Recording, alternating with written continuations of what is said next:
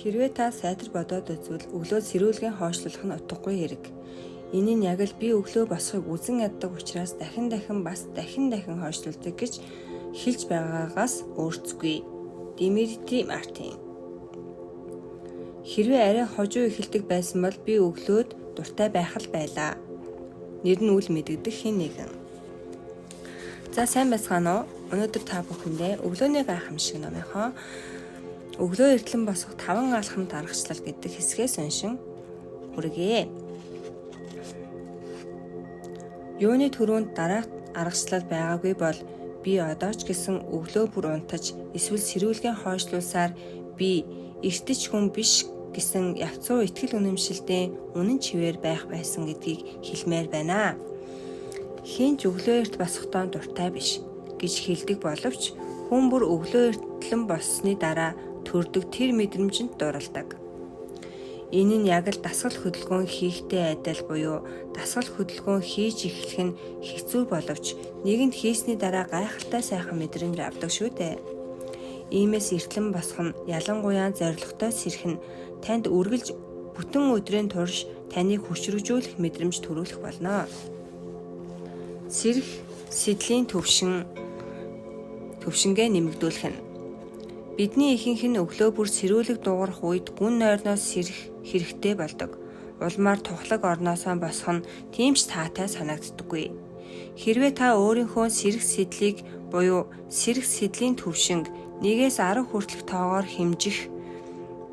10 гэдэг нь өдрийг угтахад бэлэн, харин 1 гэдэг нь буцаж унтахаас өөр зүйл хүсэхгүй гэсэн үг.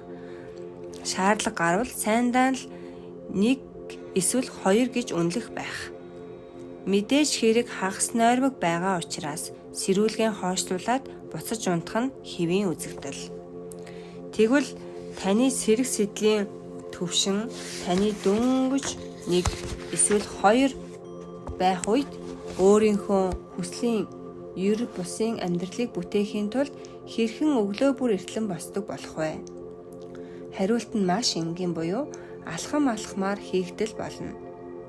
Харин би танд өглөө бүр тэрч бүхэл үүрээр босоход танд туслах өөрийн өглөө эртлэн босох 5 алхамд аргачлалаа зааж өгье. Алхам 1. Унтахаасаа өмнө зорилго тавиарай. Эртлэн босохын тулд таны хамгийн түрүүнд санах ёстой зүйл бол өглөөний хамгийн эхний бодол ихэвчлэн унтахаас өмнөх төрсөн сүүлийн бодол байдаг. Жишээ нь маргааш болохыг тесэн ядан хүлээж сэтгэл догдсноос болж нойр хулжих тохиолдол бид бүгдэд тохиолдож байдаг. Энэ зул сарын битүүн төрсөн өдрийн өмнөх өдөр, хичээлийн жилийн эхний өдөр, шинэ ажил эхлэхийн өмнө эсвэл аялалд гарахын өмнө гээд ямар ч үйл явдал бай бид сэрүүлэг дуугарах мөчид өдрийг угтахаар орноосоо яран год харайн босдог. Нөгөөтэйгүр унтахаасаа өмнө 6 цагийн дараа босно гэхэд хэцүү л байна. Өглөө ядарч үхэх байхдаа гэсэн бодол тэгээл өглөө сэрүүлэг дуугарах үед бурхан минь аль хэдийн 6 цаг өнгөрчлөө гэж үү? Үгүй би зүгээр л унтмаар байна гэж бодох нь гарцаагүй. Иймээс хамгийн гол нь орой бүр унтахаасаа өмнө маргааш өглөөний талаар эерэг хүлээлт оюун санаандаа бий болгож байх хэрэгтэй.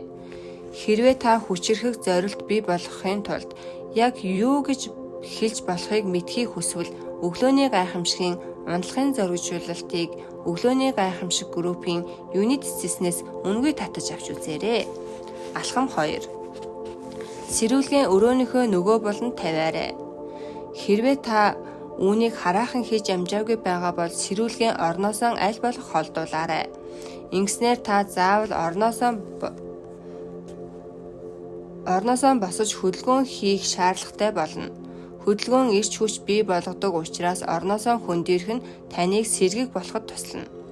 Хэрвээ сэрүүлгийн орныхоо хажууд тавьдаг бол сэрүүлэг тань дуугарах үед та хагас унтаа байдаг учраас өөрийгөө сэрэх яршигтай байдаг. Та унтаагаараа хөрвөөж сэрүүлгээ дуугарсан гэдгийг ч мэдлгүйгээр унтраадаг гэдэгт би итгэлтэй байна. Учир нь би сэрүүлгийн зүүдний маань нэг хэсэг гэж бодох тохиолдол бишгүй гарч байсан. Харин сэрүүлгийн унтраахын тулд өөрийгөө орноосоо хүчээр босгох нь таны сэрэх сэдлийн төвшинг CCT1-ээс шууд CCT2 болгох болно. Гэхдээ та унтаа хэвээрэл байх болно. Иймээс алхам 3 шүдэн угаагаарай. Мэдэж байна. Хэл чи надад үнэхээр шүдэн угаа гэж хэлж байгаа юм уу? Гэхдээ хамгийн гол нь тархин ажиллуулах үйлдэлээс зайлсхийж бие махбодын сэрэгт нь хугацаа өгөх дадал юм. Иймээс босод сэрүүлгийн унтраагаад шууд угаалгын өрөөндөө орж шүдэн угаагаад нүрээ бүлээн эсвэл хүйтэн усаар угаагаарай. Энэхүү энгийн үйлдэл таны сэрэх үйлдлийг CC2-оос CCT3 эсвэл CCT4-т хүргэх болно.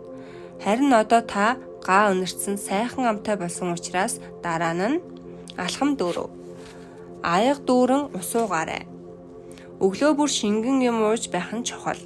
Учир нь 6-8 цаг унтсан таны бие бага хэмжээнд шингэнээ алдсан байдаг.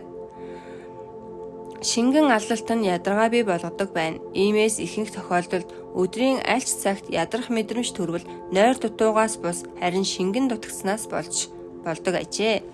Ингэхдээ усаа аягалж эсвэл надтай адил унтахынхаа өмнө бэлдээ тавьбал илүү хэлбэр байдаг.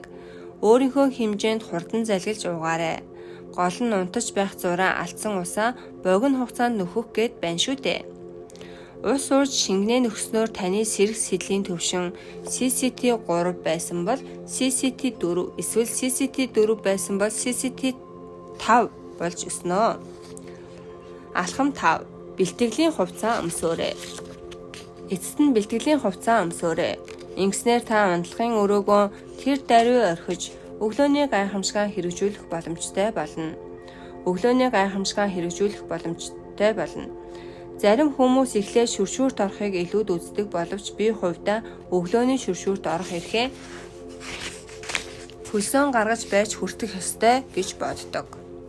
Өглөөний дасгал нь нөөц бололцоогоо бүрэн дүүрэн ашиглахад чухал үүрэгтэй. Учир нь дасгал хийснээр та оюун ухаан, бие бэлдэр болон сэтгэл санаагаа хурцлж тухайн өдрийг байлдан дагуулах эрч хүчтэй болдог. Энэ талаар дараагийн бүлэгт илүү дэлгэрэнгүй үзэх болно. Эдгээр 5 алхмыг гүйцэтгэхэд танд 5 минутын л хугацаа шаардлагатай ба үүний дараа таны сэрэх сэдлийн төвшин CCT5 эсвэл CCT6 болсон байна. Нэгэн тийм төвшөнд хүрсэн бол өглөөний гайхамшигыг хэрэгжүүлэхэд тийм ч чанга сахилга бат шаардахгүй. Харин сэрүүлэг дуугарах үед буюу CCT1 дээр байх үед ийм шийдвэр гаргах нь маш хэцүү байх нь гарцаагүй. Харин одоо өглөө эртлэн босох 5 алхамт аргачлалтай хураангуй байдлаар танилцъя. 1. Унтахаасаа өмнө зорилт тавиарай. Энэ бол хамгийн чухал алхам. Өглөөнийх хамгийн ихний бодол ихэвчлэн унтахаас өмнө төрсөн сүүлийн бодол байдаг учраас өглөө бүр эрч хүчтэй сэрхийн тулд орой бүр хариуцлагатай байгаарай. 2. Сэрүүлгийн өрөөнийхөө нөгөө болонд тавиарай. Хөдөлгөөн эрч хүч бий болгодог гэдгийг санаарай. 3. Шүдэн угаагаарай. Ам зайлагч хэрэглэж нэмэлт сэргэлт аваарай. 4. Аяга дүүрэн ус уугаарай. Шингэнээ аль болох хурдан нөхөөрэй. 5. Бэлтгэлийн хувцас өмсөөрэй. Өглөөний шүршүүрийн эрхээ олж аваарай. За та бүхэнд маань миний бичлэг таалагдсан бол subscribe, like дарахаа бүү мартаарай. Баярлалаа.